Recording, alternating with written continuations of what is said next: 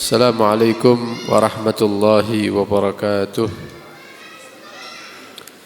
Bismillah walhamdulillah. Wassalatu wassalamu ala rasulillah Sayyidina wa maulana Muhammad ibn Abdullah wa ala alihi wa sahbihi wa man walah. Wa la hawla wa la quwwata illa billah. Amma ba'd. Alhamdulillah, kembali dikumpulkan oleh Allah Subhanahu wa taala dalam majelis ilmu. Mudah-mudahan menambah ilmu yang bermanfaat, menyebabkan selamat dunia sampai akhirat. Amin ya rabbal alamin. Hadirin hadirat rahimakumullah, meneruskan pembacaan kitab Riyadhus Shalihin karya Al-Imam An-Nawawi. Malam hari ini sampai ke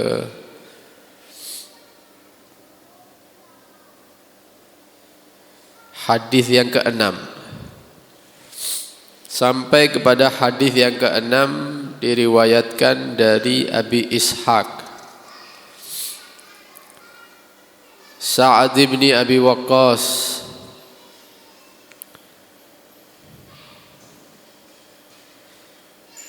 Malik bin Uhayb bin Abdi Manaf bin Zuhra ila akhirin nasab, Al-Qurashi ila akhirin nasab. Dari Abi Ishaq, dari Abah Ishaq. Ini kunyah seperti kita jelaskan sebelumnya, karena kalau punya anak maka dipanggil abahnya Ishaq, begitu ya. Sa'ad bin Abi Waqqas, beliau adalah Sa'ad, putra daripada Abi Waqqas. Siapa Abi Waqqas ini? Nama aslinya yaitu Malik bin Uhayb. Kalau diteruskan nasabnya, bin Abdi Manaf bin Zuhra bin Kilab, kayak nasabi Rasulullah. Berarti perawi yang meriwayatkan hadis ini masih kerabatnya Nabi. Jadi nasabnya masih bertemu, kakeknya itu bertemu dengan kakeknya Rasulullah sallallahu alaihi wasallam. Ibni Abdi Manaf bin Zuhrah bin Kilab bin Murrah bin Ka'ab bin Lu'ay sampai akhir nasab. Al-Qurashi, dari suku Quraisy. Az-Zuhri, dari keturunan Zuhrah radhiyallahu anhum. Semoga Allah meridhai sahabat Sa'ad bin Abi Waqqas radhiyallahu anhu. Jadi sahabat Sa'ad bin Abi Waqqas ini termasuk sahabat-sahabat yang masuk Islamnya itu di awal-awal.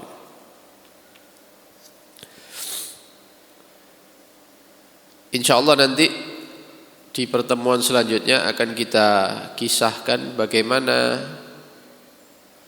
cerita daripada masuk Islamnya Sa'ad bin Abi Waqqas. Beliau ini termasuk minal muhajirin, sahabat-sahabat yang hijrah bersama Rasul sallallahu alaihi wasallam dari kota Mekkah menuju kota Madinah. Beliau juga menyaksikan, menghadiri perang Badar dan perang-perang setelah perang Badar, sampai beliau ini mendapatkan julukan, ketika itu mendapatkan julukan Farisul Islam.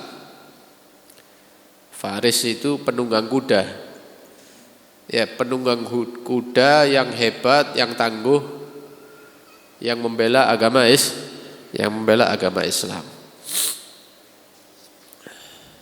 Ahadil asyara al-masyhud lahum bil jannah.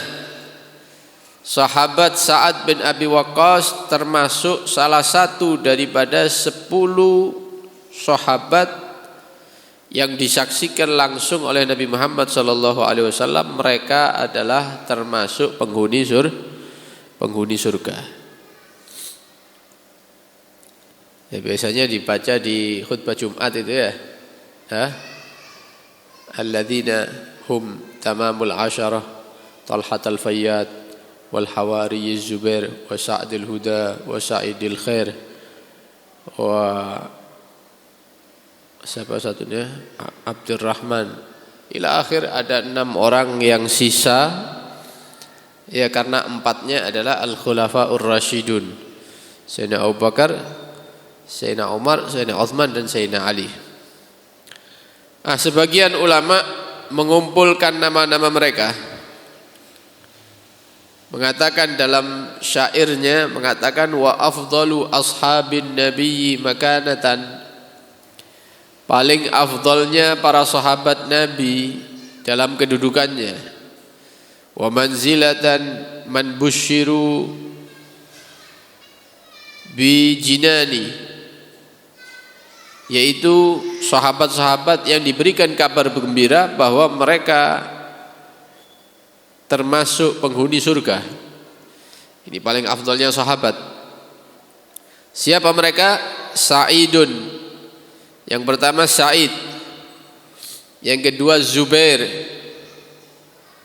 wa Sa'ad yang meriwayatkan hadis ini, Sa'ad bin Abi Waqqas, Utsmanu Amiru, Aliyun ibnu Aufin. Ibnu Aufin ini Abdurrahman bin Auf.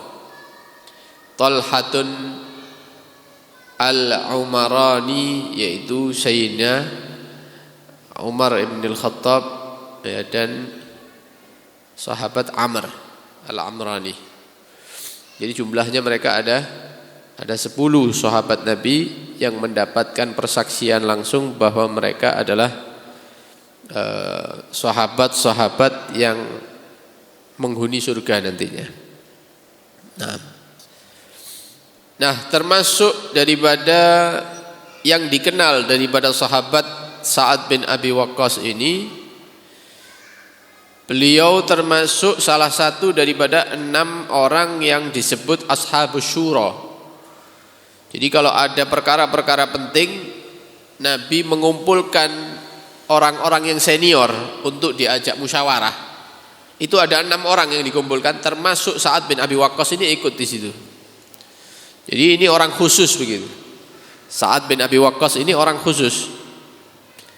Dan beliau menjaga Rasulullah sallallahu alaihi wasallam fi maghazi. Setiap peperangan selalu Sa'ad bin Abi Waqqas ini ada di sebelahnya Rasulullah sallallahu alaihi wasallam. Jadi selalu melawan musuh sambil mendekati Rasulullah begitu ya. Kemudian pernah Rasulullah sallallahu alaihi wasallam berdoa. Beliau mengatakan, fidaka abi wa ummi ayyuhal ghulam, demi abah dan ibuku, kata beliau. Allahumma saddid ramyatahu wa ajib da'watahu. Dia mendapatkan 2 doa langsung dari Nabi sallallahu alaihi wasallam. Yang pertama, Allahumma ya Allah saddid ramyatahu. Ya, perkuat, ya, berikan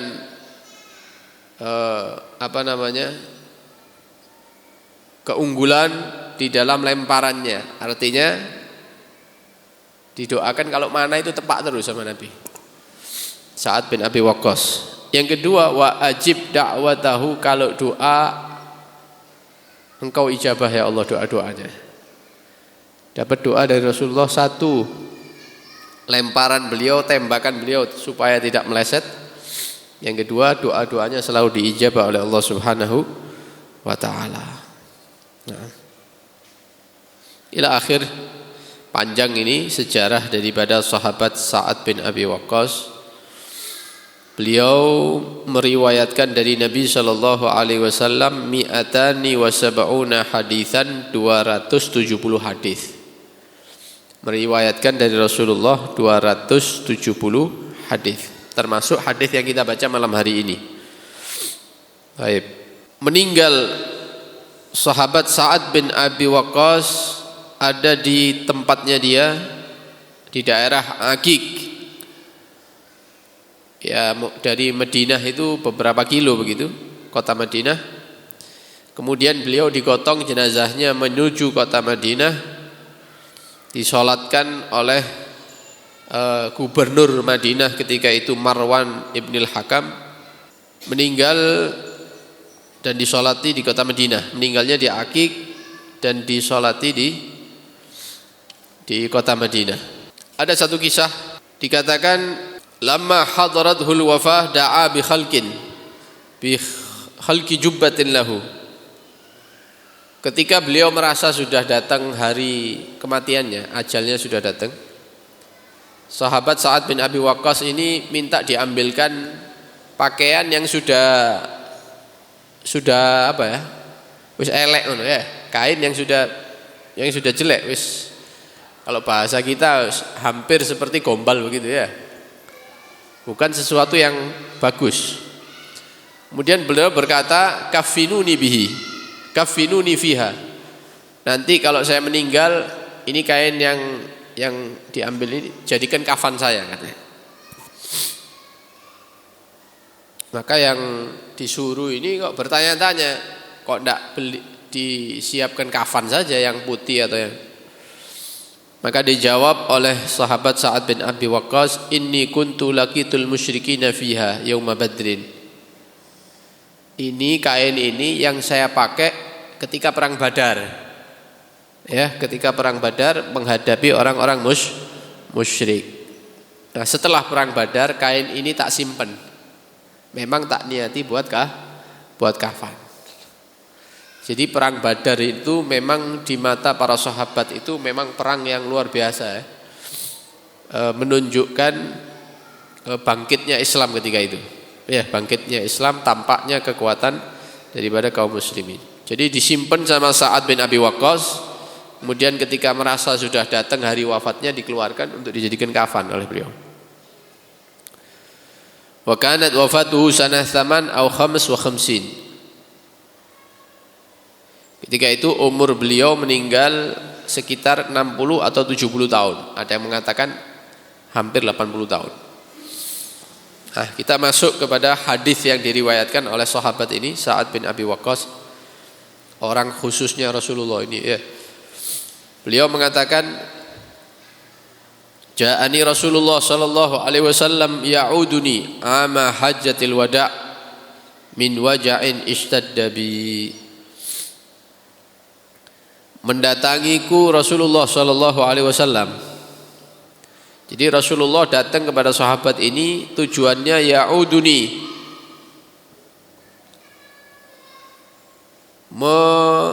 menjenguk, nyambangi, sambang. Sambang. Min waja'in, karena sakit yang sudah parah ketika itu. Istaddabi. Parah, sahabat Sa'ad ini sakit ketika itu, sakit parah. Kemudian Rasulullah SAW datang untuk menjenguk sahabat ini. Nah, ini menggambarkan Nabi SAW yang pangkatnya sudah mentok istilahnya ya, pangkat tertinggi. Itu beliau masih menyempatkan waktu ketika mendengar ada sahabatnya yang sakit, beliau datang ke rumahnya untuk menjenguk. Walaupun beliau sudah di puncak itu ya, tingkatan tertinggi. Kalau bahasa sini presiden ekonomi. Tapi jangan dibandingkan Rasulullah sama presiden, ya tidak ada bandingannya. Ya kita sekedar untuk menggambarkan, ono presiden, ya punya teman, sahabat dulu mungkin di kuliah atau SMA atau dengar sakit, nah itu tetap datang, mendatangi, menjenguk, walaupun dia ada di puncak karirnya atau jabatan tertinggi, datang. Dan ini juga menggambarkan bagaimana tawaduknya Rasulullah SAW. Rasulullah itu walaupun kedudukannya tinggi tapi merendah, ya rendah diri. Linil janib, orangnya itu enteng. Ya ada ini datang, ada yang kawin datang, ada yang buat acara datang. Apalagi orang-orang miskin didatangi. Idza da'ahul miskinu ajabahu ijabatan muajjalah. Lek ngundang wong miskin itu tekoe awal. Lek ngundang wong sugih ya biasa ya datang nek penting. Lek sing ngundang wong miskin belum ada yang datang, Rasulullah sudah duduk di situ nunggu. Kalau orang sekarang kan kebalikannya ya. Diundang tanya piro mustami'e. Ya, sing teko wong pira? Oh, insyaallah 300 orang Ustaz. Waduh ya ojo terlalu didik. Awakan iki minimal 500.000 baru teko. Wis engko ae wis tahun ngarep. Lho gitu. Artinya kalau orangnya sedikit ya berarti urunannya didik, kan gitu. Lek wonge akeh, urunannya akeh. Ya, ini gambaran orang-orang sekarang. Kenapa? Yaitu tadi lupa dengan cara hidup Rasulullah Shallallahu Alaihi Wasallam. Terbalik. Rasulullah itu kalau diundang orang miskin langsung. Kalau yang undang orang kaya ya datang, tapi tidak seperti kalau diundang orang miskin ya. Nah ini juga perlu dicontoh, ya perlu atase adik ipar, atase ponaan. Mosok tak parani orang rumah sakit, tidak apa-apa. Rasulullah ada datang kok. Apalagi kita, walaupun kita lebih tua, walaupun kita paman, walaupun kita tetap datang kalau ada kerabat atau orang yang kita kenal sakit. Sunnah hukumnya. Akhirnya Nabi datang kepada sahabat Sa'ad bin Abi Waqqas. Ketika masuk, sahabat Sa'ad ini mengatakan, "Ya Rasulullah, wahai Rasulullah, inni qad balagha bi minal waja'i ma tara." Saya ini sudah sakit parah seperti ini sebagaimana yang Anda lihat. Anda bisa lihat saya sekarang, keadaan saya sekarang ini. Wa ana dzu malin, sedangkan saya ini orang yang punya harta. Ya, bukan orang yang tidak punya harta. Saya punya harta. Wala yarithuni illa ibnatun li, tapi saya tidak punya keluarga. Yang hidup bersama saya sekarang putri saya saja, tidak ada lainnya. Afa atasaddaqu bi thulutsai mali, apa harta-hartaku ini tak sedekahkan 2/3-nya? Misal duit saat ini misalnya 3M misal ini ya. Misalnya contoh saja. Apa tak kekno 2M sedekah di jalan Allah, nanti 1M-nya saya kasih putri saya. Begitu ya. Qala, maka Nabi menjawab, la, jangan katanya. Qultu fasyatru ya Rasulullah, bagaimana kalau separuh? 1/2 tak sedekahkan, bagaimana? Separuh hartanya. Faqala la, Nabi tetap menjawab jangan separuh. Qultu fasulusu ya Rasulullah, kalau begitu 1/3 dari 3 miliar ini 1 miliar saya sedekahkan di jalan Allah, bagaimana? Qala, Nabi menjawab as-sulsu was-sulusu katsirun au kabir. 1/3 yang mau disedekahkan kata Nabi. Ya 1/3 itu sudah banyak katanya Rasulullah.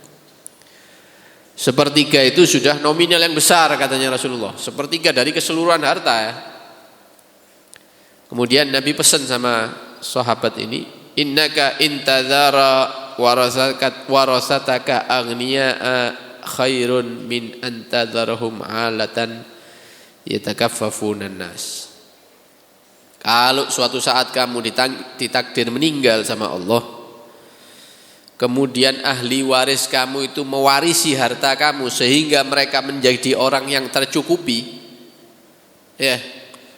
Yang asalnya tidak punya rumah, dia punya rumah. Yang asalnya tidak punya kendaraan, dia bisa beli kendaraan.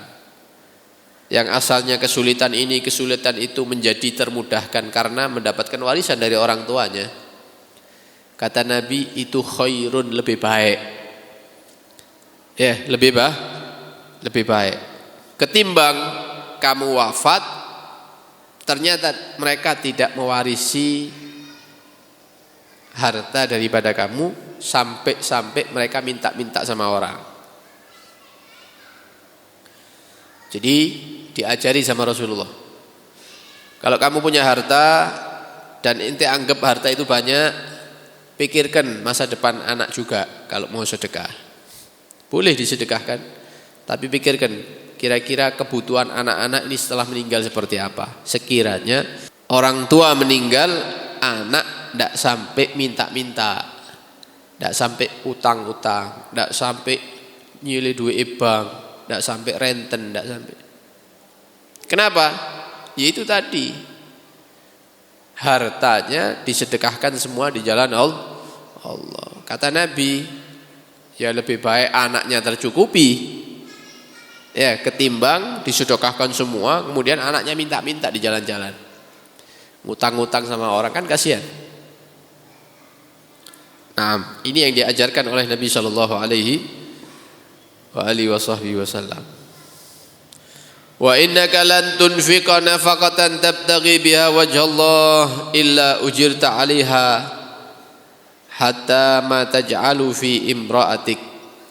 Kemudian Nabi meneruskan pesannya, dan sesungguhnya engkau tidaklah mengeluarkan harta yang tujuannya itu ingin mendapatkan ridha Allah Subhanahu wa taala kecuali kamu akan dibalas sesuai dengan niat kamu, kata Nabi. Sampai-sampai harta yang kamu belikan makanan, beras misalnya ya, minyak goreng, beli belanja kecap, beli tempe, beli tahu, itu ente mengeluarkan uang kan? Kemudian diletakkan di mana ini? Diletakkan di mulut keluarganya. Masuk ke mulut istri, perutnya istri, anak dan seterusnya. Walaupun uang yang kamu keluarkan itu untuk belanja, kemudian makanannya masuk ke perut istri dan anak kamu, itu tercatat di buku amal kamu dan nanti akan dibalas kebaikan oleh Allah Subhanahu, dapat pahala. Jadi sedekah itu bukan hanya ke masjid atau ke yatim piatu ya, atau ke pondok-pondok pesantren dan lain-lain. Bukan hanya itu. Uang yang kita berikan untuk kebutuhan sehari-hari anak dan istri itu tercatat pahala di sisi Allah Subhanahu. Yang masuk ke dalam perut istri dan anak kita itu juga akan dibalas oleh Allah Subhanahu wa taala. Jadi menggambarkan supaya orang itu tidak mengira lek tak kekno uang oleh pahala, lek tak kekno bojo ndak oleh pahala, bukan. Ngasih ke orang dapat pahala, ngasih ke istri dan anak juga dicatat. Karena kita mengharapkan ridha Allah Subhanahu wa taala. Qala, maka sahabat ini mengatakan, faqultu ya Rasulullah, wahai Rasulullah, ukhallafu ba'da ashabi, saya berpaling daripada sahabat-sahabatku, maksudnya dari Mekah ya. Ketika Nabi dan para sahabat melakukan perjalanan, saatnya sakit kan tidak ikut akhirnya. Tanya sama Rasulullah, ya Rasulullah, ukhallafu ba'da ashabi, sahabat-sahabat berangkat melakukan perjalanan, saya tidak bisa, saya sakit, takut ya, takut kalau tidak berangkat itu berarti tidak ikut perintahnya Rasulullah, begitu ya. Qala innaka lan tukhallafa fata'mala amalan tabtaghi bihi wajhallah illa izdatta bihi darajatan wa rif'ah. Kata Nabi sallallahu alaihi wasallam, kamu tidak akan tertinggal ya, tidak akan tertinggal. Artinya setelah ini kamu akan bareng-bareng lagi bersama sahabat-sahabat kamu, berangkat bareng lagi. Ini kabar dari Rasulullah bahwa dia nanti akan sembuh, gitu ya, tidak meninggal. Nanti masih ada umur ini, masih bisa beramal dan bisa bergabung dengan para sahabat. Fata'mal amalan yabtaghi bihi wajhallah. Maka kalau sudah dikasih kesempatan sama Allah, beramal. Tujuannya untuk mendapatkan ridha Allah Subhanahu wa taala, sehingga nanti derajatnya tambah tinggi di sisi Allah Subhanahu wa taala. Wa la'allaka an tukhallafa hatta yantafi'a bika aqwamun wa yudarra bika akharun. Wa la'allaka an tukhallaf, dan sepertinya kata Nabi, kamu akan dipanjangkan umur oleh Allah hatta yantafi'a bika aqwamun, sampai orang-orang yang datang setelah masa ini akan mengambil ilmu kamu, belajar, mengambil agama mereka dari kamu, belajar agama dari kamu, kata Nabi. Wa yudarra bika akharun, dan di masa kamu juga nanti ada kejadian-kejadian yang beberapa manusia akan merasa terugikan dengan kamu. Artinya musuh-musuh agama ya akan dibunuh oleh sahabat ini, Sa'ad bin Abi Waqqas, ya. Yaitu nanti ada Fathul Iraq dan lain-lain, peperangan yang sangat banyak yang dihadapi setelah sakitnya ini. Dan ini termasuk al-ikhbar bil mughayyabat. Jadi Nabi itu termasuk mukjizatnya itu apa yang akan terjadi berpuluh-puluh tahun lagi itu sudah dikabarkan dulu sama Rasulullah. Bahkan ada hadis yang mensifatkan bagaimana akhir zaman, mendetail. Jadi termasuk ilmunya Rasulullah itu ilmu yang terjadi nanti di masa yang akan datang. Dan itu disampaikan kepada beberapa sahabat, dipelajari oleh ulama-ulama kita. Maka mereka menyimpulkan ada sebelum kiamat itu ada tanda-tandanya. Dari mana? Ya dari hadisnya Rasulullah. Kok bisa tahu Rasulullah? Ya dikasih tahu sama Allah. Dan ini termasuk mukjizat. Al-ikhbaru bil mughayyabat, mengabarkan sesuatu yang akan terjadi di masa yang akan datang. Nah, termasuk ini contohnya. Dikasih kabar bahwa kamu akan panjang umur. Nanti banyak yang ngaji sama kamu. Dan juga ada orang-orang kafir yang akan merasa dirugikan dengan adanya kamu, wahai Sa'ad, gitu ya. Ikhbar bil mughayyabat, ini termasuk mukjizatnya Nabi sallallahu alaihi wasallam. Karena itu Sahibul Burda mengatakan, wa min ulumika ilmal lauhi wal qalami, termasuk ilmu pengetahuannya Nabi itu ilmu yang sudah tertulis di Lauhil Mahfuz. Itu Nabi tahu.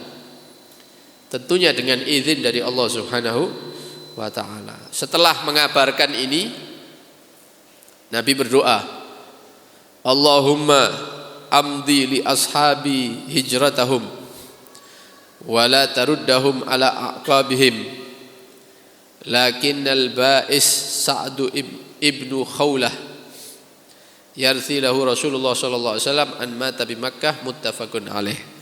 Kemudian Nabi ini berdoa setelah mengabarkan yang akan terjadi di tahun-tahun selanjutnya. Beliau berdoa, Allahumma, ya Allah, imdi, sempurnakan, li ashabi, untuk sahabat-sahabatku, hijratahum, hijrahnya, jadikan hijrah yang sempurna, wala taruddahum ala aqabihim, dan jangan takdirkan mereka untuk keluar daripada kota Makkah. Jangan sampai tidak ikut hijrah, begitu ya. Kalau sudah Nabi memerintahkan hijrah, Nabi berdoa mudah-mudahan sahabat-sahabatnya itu termasuk orang-orang yang mengikuti perintahnya Nabi sallallahu alaihi wasallam. Lakinnal ba'is, akan tetapi al-ba'is, yang sangat fakir, kekurangan, Sa'ad bin Khawlah. Ada orang namanya Sa'ad bin Khawlah, yurthi lahu Rasulullah sallallahu alaihi wasallam an mata bi Makkah. Nabi mendoakan ketika itu Sa'ad bin Khawlah ini meninggal. Dapat kabar bahwa Sa'ad bin Khawlah ini meninggal, didoakan oleh Nabi sallallahu alaihi wasallam. Tadi ditutup dengan doanya Nabi sallallahu alaihi wasallam, Allahumma amdi li ashabi hijratahum, ya Allah, sempurnakanlah hijrah para sahabatku, wala taruddahum ala aqabihim, dan jangan sampai ada di antara mereka yang tidak mengikuti perintah hijrah. Lakin al-ba'is Sa'd bin Khawlah, akan tetapi yang tidak beruntung, kata Nabi sallallahu alaihi wasallam, yaitu Sa'd bin Khawlah. Para ulama ada yang mengatakan Sa'ad ibn Khawlah ini tidak hijrah, tidak ikut ke Madinah. Karena itu Nabi kasihan sama dia, ya, tidak mengikuti perintah begitu. karena beliau wafat di kota Mekah. Ada yang mengatakan tidak sempat hijrah begitu. Tidak sempat hijrah. Nah, muttafaqun alaih.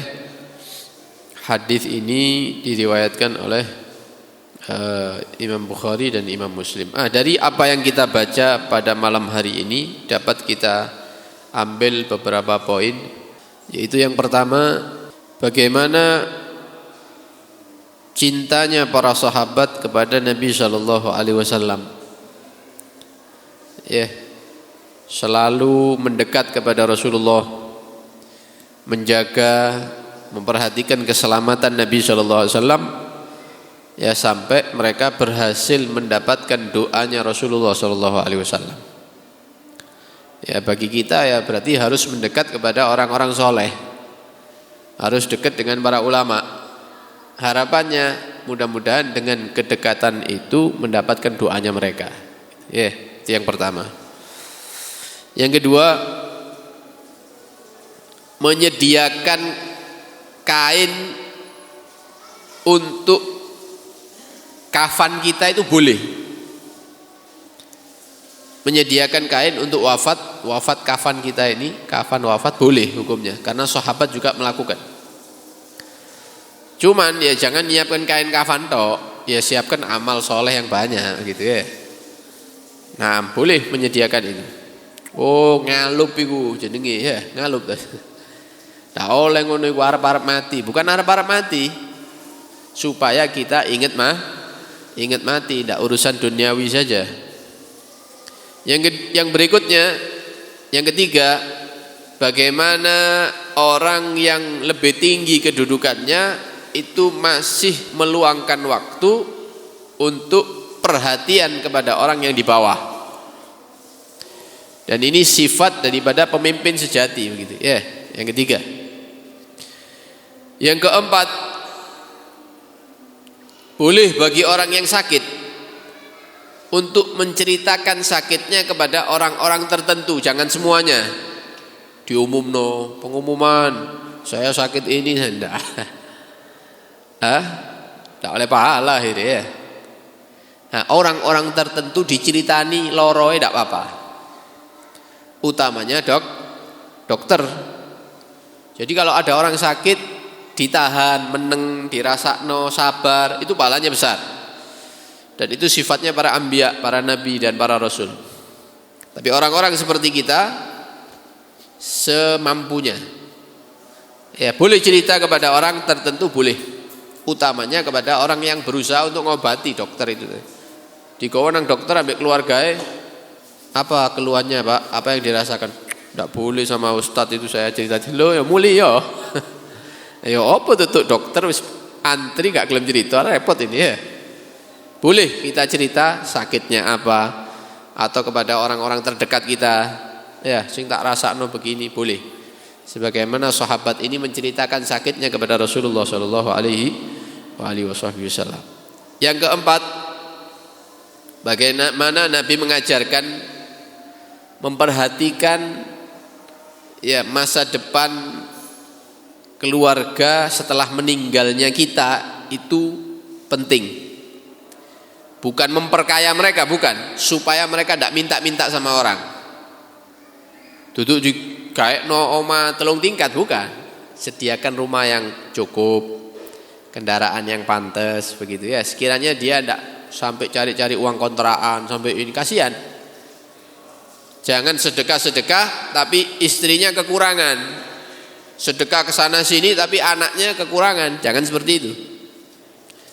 Dan sedekah itu tidak harus kepada orang di luar atau pembangunan-pembangunan. Walaupun makanan yang kita berikan kepada anak istri kita, belanja yang kita berikan kepada anak dan istri, itu tercatat pahala di sisi Allah Subhanahu wa ta'ala. Banyak yang bisa diambil sebenarnya.